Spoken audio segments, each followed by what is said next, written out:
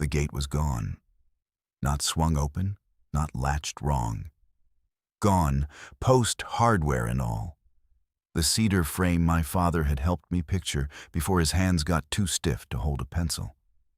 The morning I came home from a county assessor meeting and turned into my driveway, the first thing I registered was wrong light, where there should have been shadow.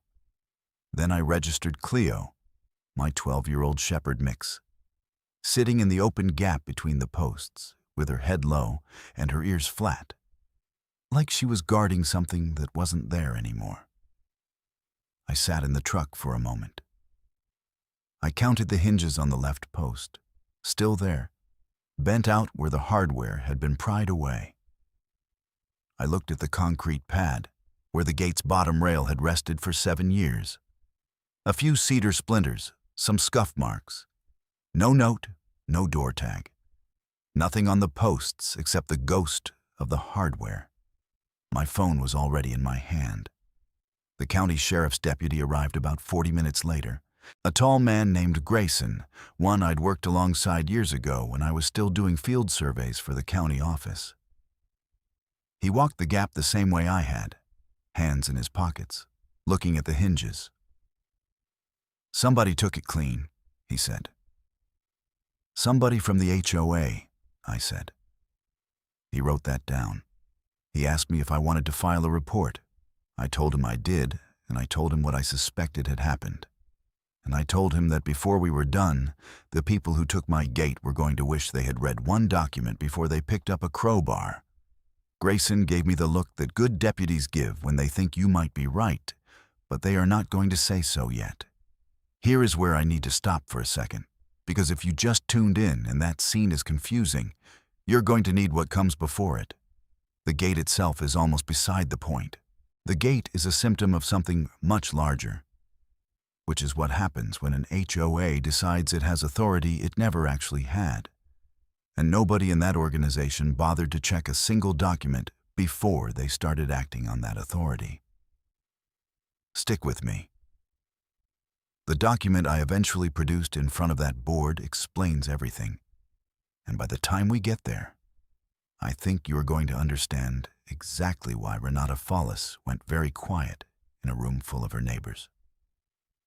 My name is Justin Walsh. I am a retired county surveyor. I spent 22 years reading property lines for a living, which means I spent 22 years watching people argue about land they had not actually measured and boundaries they had never physically verified. You see that often enough, and something shifts in how you think. You stop trusting assertions.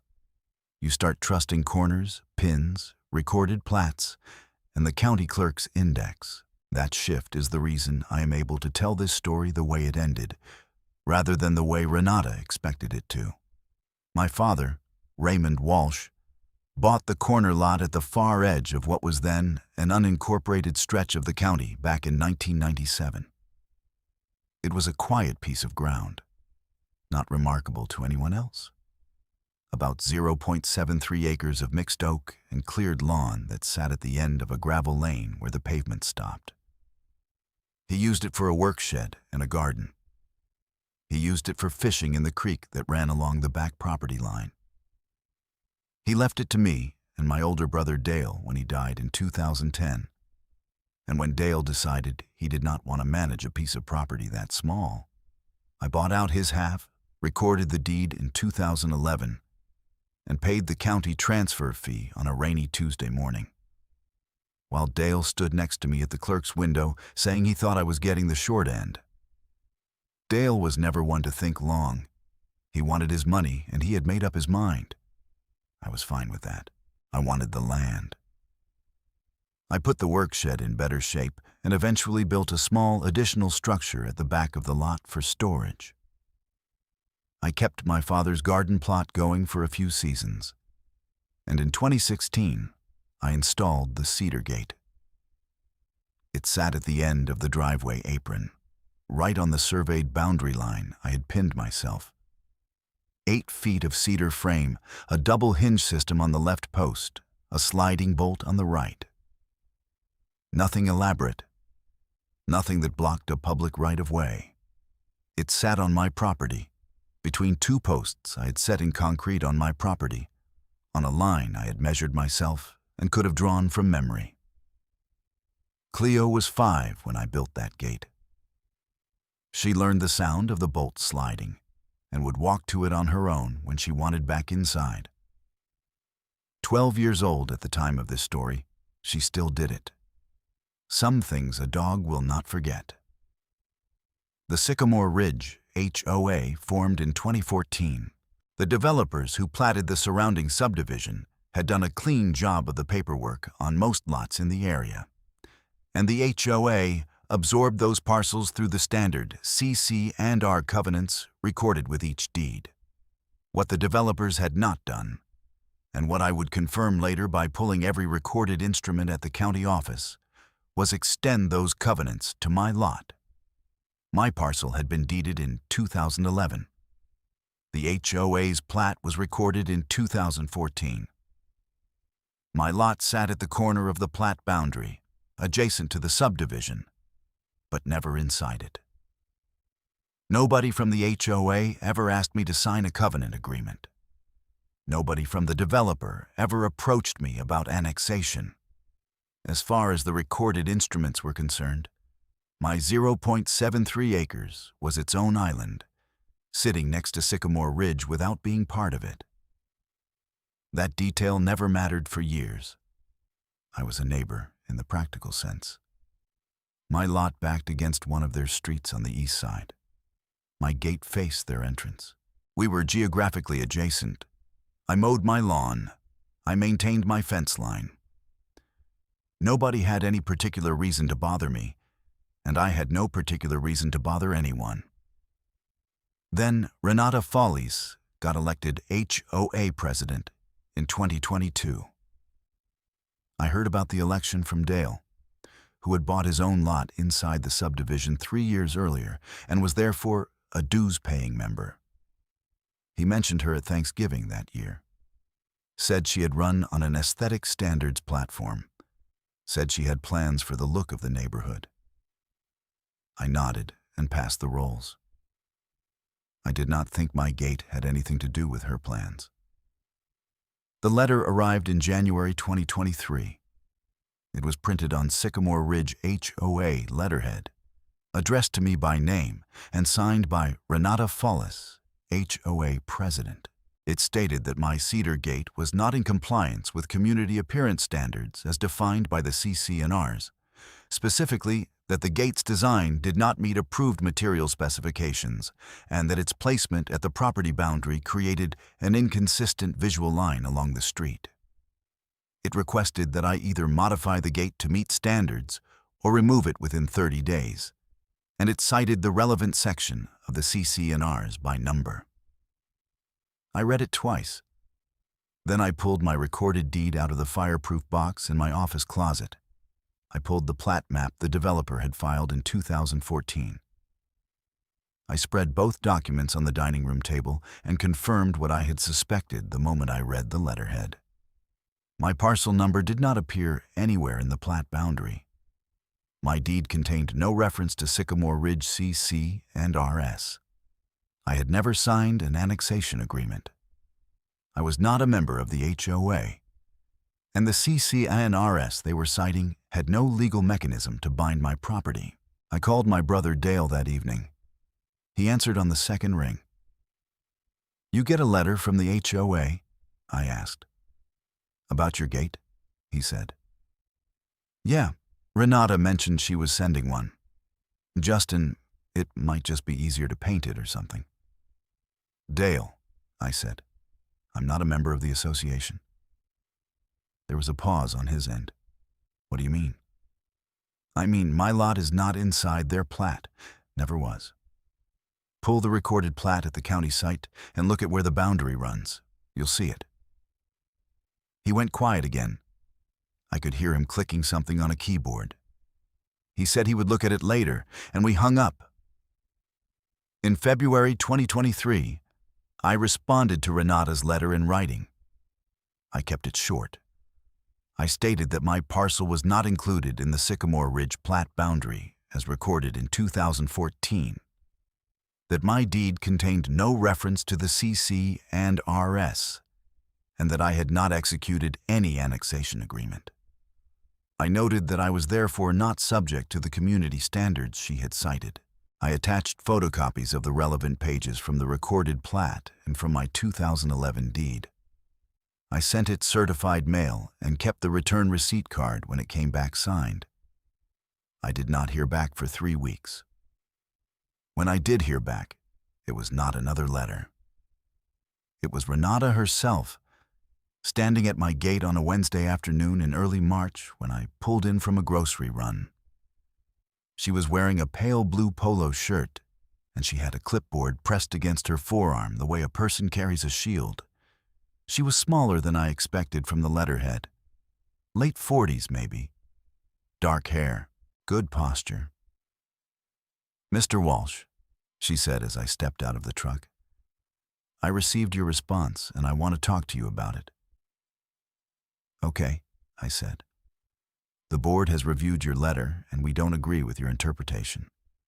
Our attorney has advised us that adjacency to the subdivision is sufficient to bring a property under community standards enforcement in certain contexts."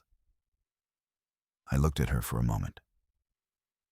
"Your attorney told you adjacency is sufficient. He advised us that we have grounds to proceed.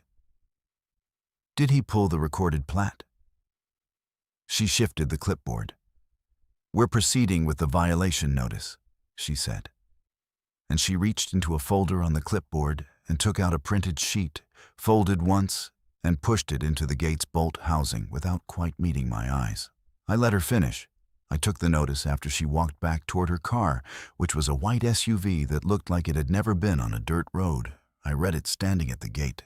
It was a formal violation notice with a compliance deadline of 30 days and a statement that failure to comply could result in further enforcement action. Cleo had come out from the yard by then and was standing next to me, sniffing the folded paper. I put the notice in my office folder with the rest of the correspondence. And I called an attorney named Carver, a property rights lawyer I had worked with twice during my surveying years on boundary disputes. She had a practice in town, and she was thorough in the way that matters when documents are the whole game. "Send me everything," she said when I described the situation. "The deed, the plat, her letters, your response, the violation notice, all of it."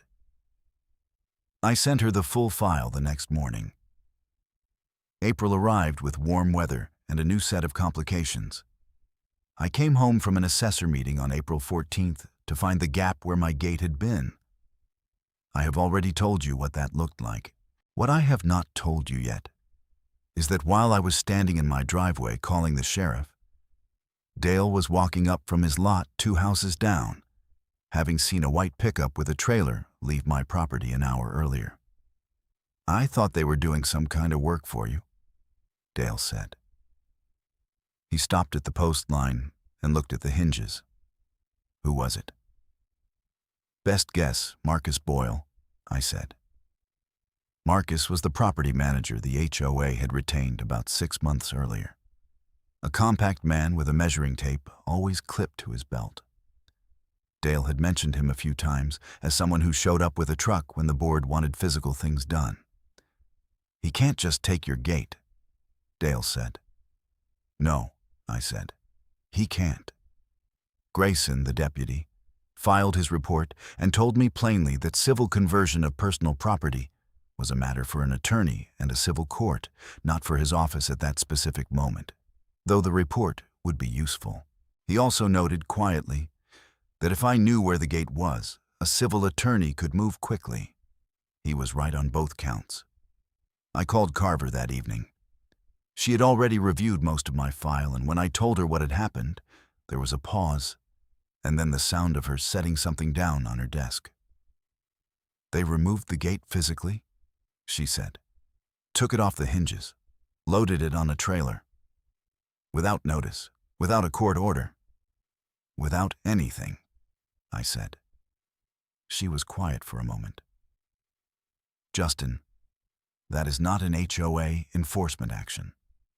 That is conversion of personal property. Depending on how your state codes read, we can pursue this as a civil tort, and based on what I'm seeing in your deed and plat, they had absolutely no authority to touch that gate to begin with. Not as enforcement, not as anything. We spent the next 2 weeks building the formal demand. Carver pulled every instrument. She drove out to my house on the second Saturday of April and sat at my dining table with a banker's box on the chair beside her. She wore a quilted vest and reading glasses on a chain. She had a yellow legal pad and 3 different colored pens. She read each document aloud as she logged it on her pad. The 2011 deed, the 2014 plat, the 2016 gate construction receipts I had kept from the lumber yard, Renata's January letter, Renata's March violation notice, the certified mail receipt from my February response, the deputy's report from April 14th. Cleo lay under the table while she worked. Carver scratched the dog's ears once without looking down, the way a person who has been around dogs her whole life does, and went back to her pad. She confirmed what I already knew. My parcel was not inside the HOA's recorded plat. She found the plat's boundary coordinates and compared them to my 2011 deed description.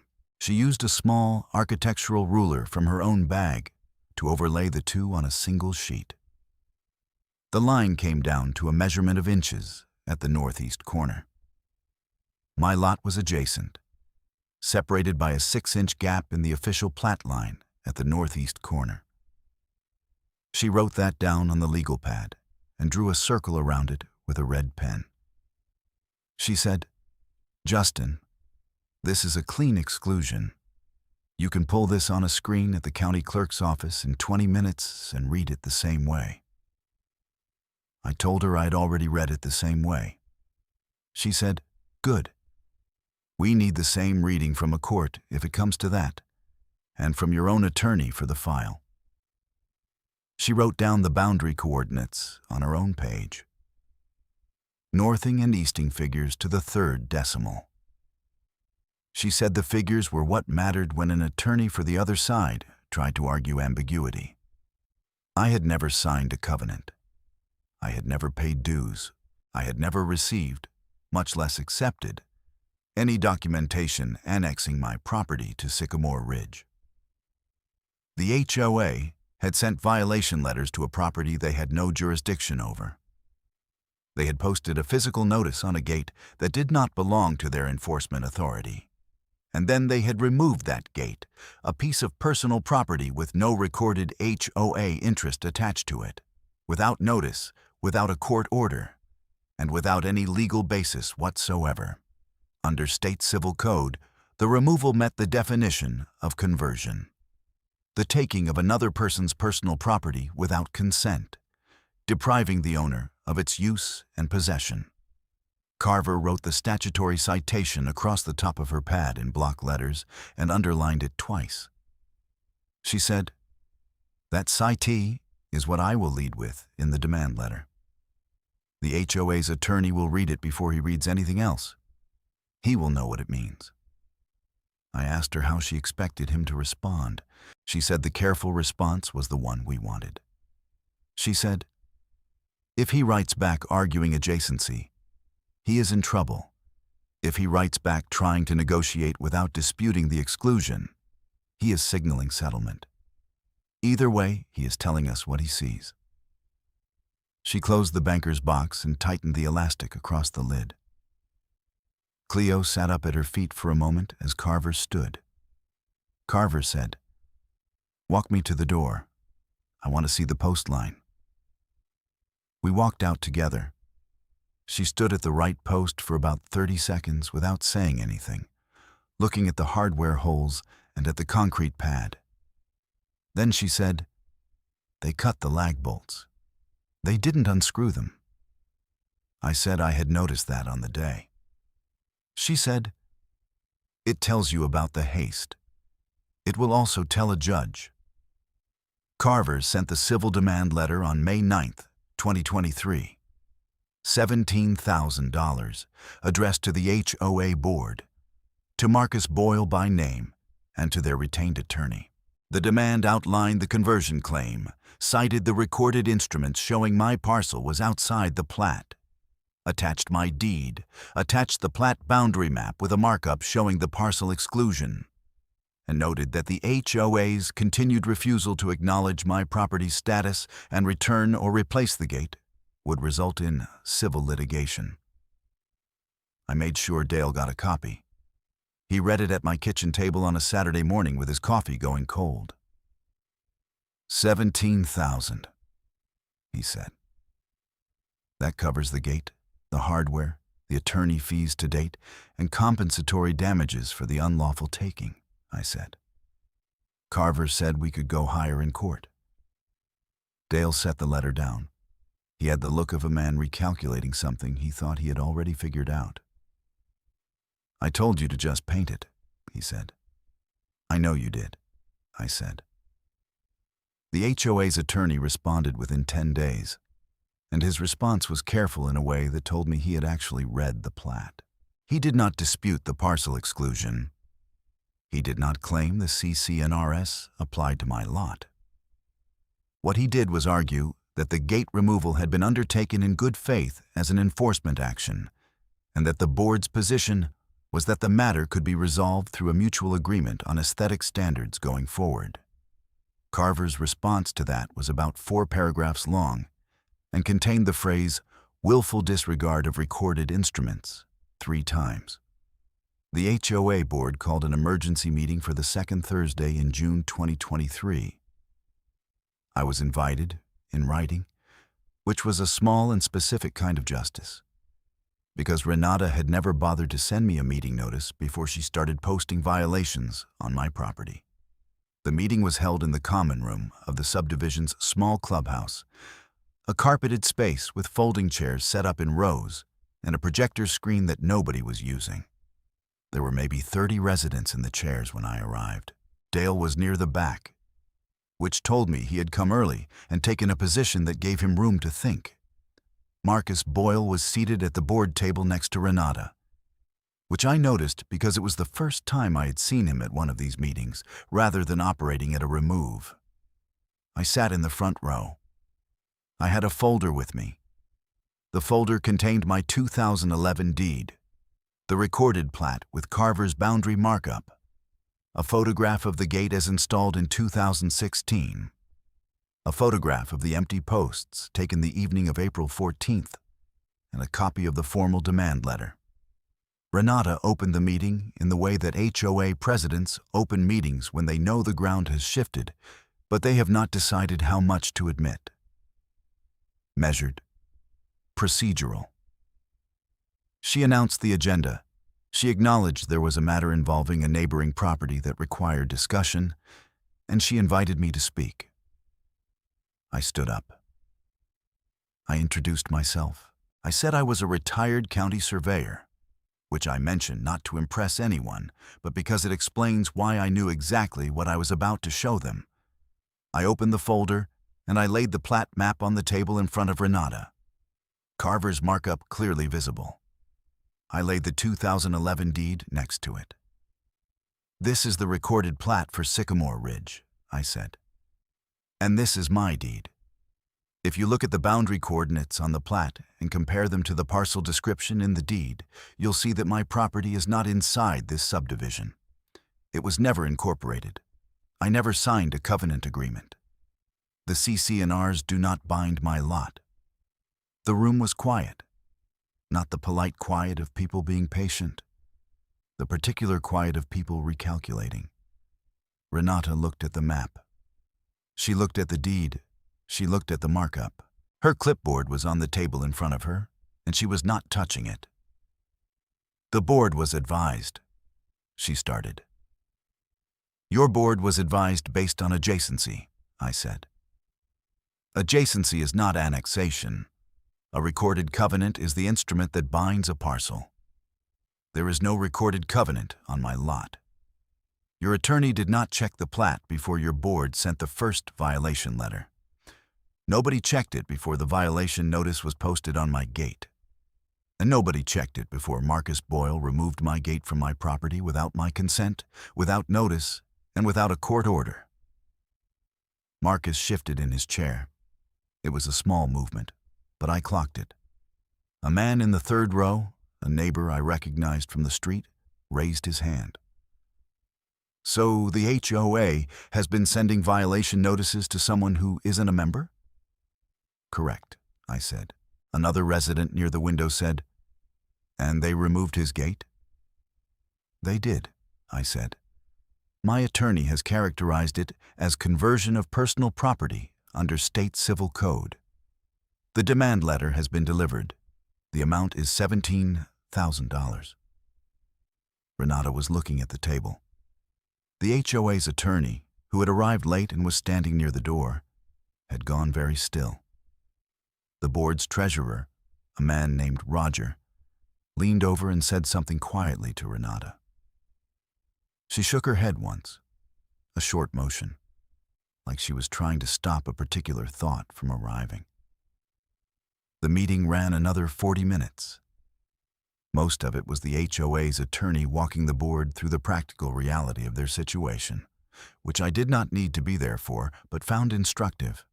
By the time it concluded, the board had agreed in principle to settle. Renata's enforcement authority over my property had been, as a neighbor near the back put it afterward, kind of obviously null from the start. That was Dale's description of the consensus he heard from the people around him. Marcus did not say anything during the entire meeting. He left before the final vote. Carver finalized the settlement 3 weeks later. The HOA paid $14,000, which accounted for the gate's construction value, the cost of reinstallation, attorney fees, and a negotiated compensatory amount. The reduction from $17,000 was a function of Carver's assessment of what a civil court would likely award, given the good faith argument their attorney had not entirely abandoned. And her recommendation was to take the settlement rather than spend another year in litigation. I agreed with her reasoning. The gate was reinstalled on a Tuesday in early July 2023. A carpenter I had used before, a man named Pete Salinas, who had helped me with the original build in 2016, came out and remounted the cedar frame on the original posts. He pulled into the driveway at 7:40 in the morning in a Ford F-150 with a wood rack on the bed and a small magnetic decal on the door reading Salinas Custom Carpentry. He had the original gate in the bed under a tarp. The HOA's attorney had returned it to the property that Friday at Carver's request, and Pete had picked it up from the storage shed where they had been keeping it since April. He set it on 2 sawhorses in the driveway and walked around it twice. He ran his thumb along the bottom rail where one of the lag bolts had been pried through. He said, "They went at this with a flat bar and a hammer. The cedars bruised on the top hinge corner." I asked if it was structural. He said no, it was cosmetic, and that he could plane the bruise out and restain the corner if I wanted. I told him to do it. He set up his planer on the truck gate and went to work. The morning was warm, but not hot yet. Cleo watched from the porch, both ears up, the way she watches a person doing work she considers acceptable. The hinges went back onto the same lag bolt holes. Pete drilled them out a quarter turn deeper to bite into fresh wood and replaced the original lag bolts with stainless steel ones, 3 inches long, slightly heavier than the original hardware. He said the fresh bolts would seat into a portion of the post the original bolts had never touched, which would give the new install more pull-out resistance than the first install had ever had. He laughed at the small irony of that. He said, "They tore your gate off, and now your gate is going to outlast their HOA." The bolt housing lined up on the first try. He set the bolt slide on the right post, slid it once, listened to it move, and adjusted the catch by a 1/16 of an inch. He slid it 3 more times to test it. The sound was the same sound it had always been. Cleo lifted her head at the 3rd slide and walked across the driveway, and sat at her spot to the left of the bolt's side. Pete saw her do that and said nothing, which was the right thing to say. I paid Pete in cash and tipped him more than I should have, because he did not ask questions about why a perfectly good gate needed to be rehung on posts that still had the hardware holes in them. He was a professional, and he treated it like any other job. He counted the bills once, folded them, and tucked them into his shirt pocket. He said, "Justin, the next time you need a gate, give me a call before you let anybody near it with a flat bar." I told him I would. He loaded the planer back into the truck. Before he pulled out of the driveway, he rolled the window down and said, "I drove past the Sycamore Ridge entrance on my way over. Their sign is faded. Looks like nobody's painted it in 5 years." He grinned once and drove away. Dale came over that evening and stood at the gate the way you stand at a thing you are glad to see, without quite wanting to say so. 14,000, he said. 14,000, I confirmed. He shook his head at something. "You know, I called Renata a couple months back after I read the demand letter. I told her she should have checked the plat." "What did she say?" "She said their attorney had confirmed jurisdiction." He paused. I told her that was not the same thing as checking the plat. I looked at him. "When did you grow into a surveyor?" He made a sound that was almost a laugh. "I grew up with one," he said. Marcus Boyle's contract with the HOA was not renewed when it came up for review that fall, which I heard from Dale. Dale told me Marcus had attended the September contract review meeting and had stood up to defend his work, citing the 11 other enforcement actions he had carried out for the board over the prior year. The board had thanked him for his service and voted 4-1 not to extend the contract. Dale said Marcus had not made eye contact with Renata as he gathered his things. The fifth vote, the one in his favor, had been Renata's. Renata remained on the board, but her enforcement committee was restructured, and her authority to issue violation notices was made subject to a review step that required the board's attorney to confirm jurisdiction before any notice could go out. The new procedural rule was added to the HOA's Standing Operating Manual at the October meeting and was numbered as Section 6.4. Dale brought a printed copy by the house in November. He laid it on the kitchen counter and tapped the section with one finger. He said, 6.4, the check the plat rule. We sat at the kitchen table for a while, reading it through. The language was clean. It required a written jurisdictional finding from the board's attorney before any violation notice could be drafted, signed, or mailed. The finding had to reference the recorded plat and the parcel's status in the covenant index by docket number. It was the kind of rule a careful surveyor would have written. I did not attend any more HOA meetings because I was still not a member of the HOA and had no particular desire to become one. The neighbors who had been in that room in June were, by Dale's account, a different audience than they had been in January, when they had apparently been hearing mostly Renata's version of the dispute. After the meeting, at least 4 residents had come to understand that the HOA had been sending enforcement letters to someone with no legal obligation to comply, had removed his property without authority, and had paid $14,000 of their dues reserves in settlement. That understanding had a way of traveling. I was not interested in gloating. I want to say that plainly, because there is a version of this kind of story where the person telling it wants you to imagine their adversary suffering.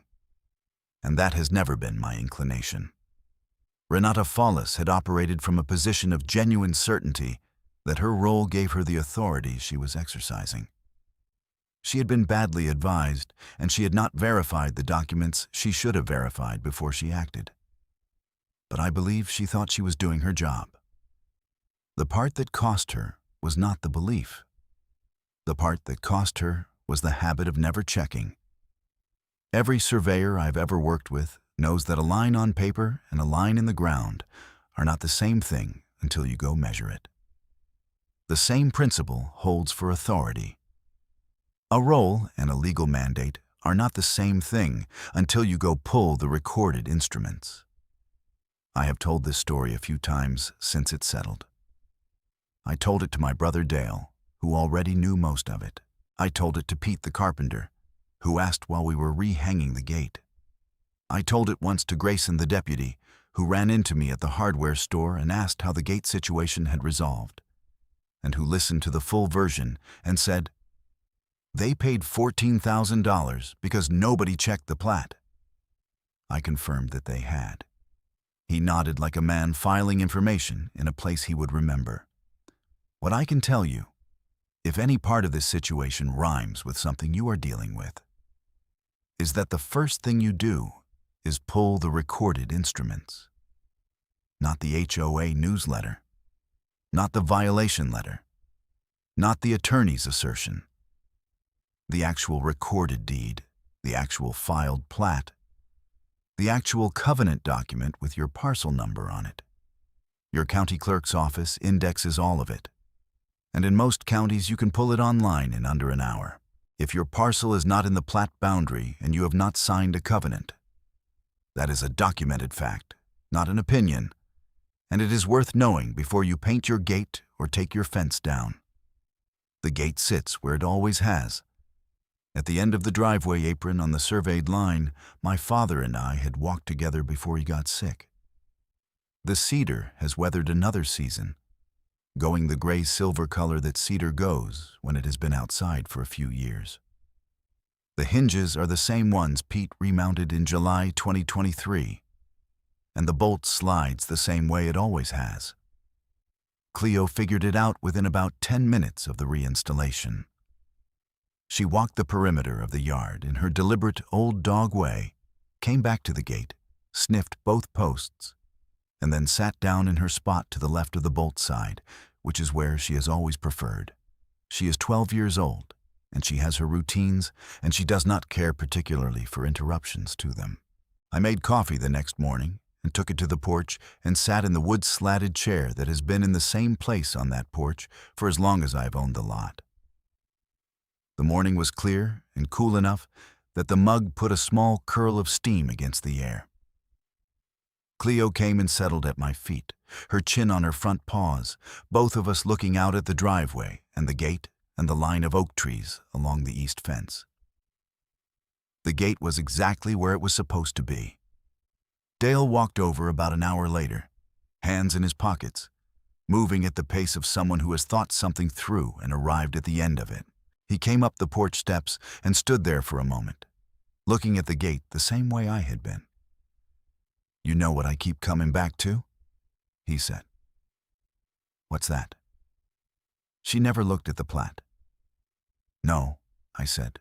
"She didn't." He sat down in the other chair, and I handed him the spare mug that lives on the porch rail for when he comes over, which is more often than either of us would probably admit. We drank our coffee in the kind of morning quiet that feels earned. Cleo shifted at my feet, but did not get up. The light came through the oaks in long, flat lines, the way it does when the sun is still low and the air is cool enough to hold still. Some arguments end with a judge. Some end with a payment. This one ended with my gate back on its hinges and a quiet Tuesday morning and Cleo doing what she has always done, which is sit beside the thing she has decided is hers to watch over. That is enough.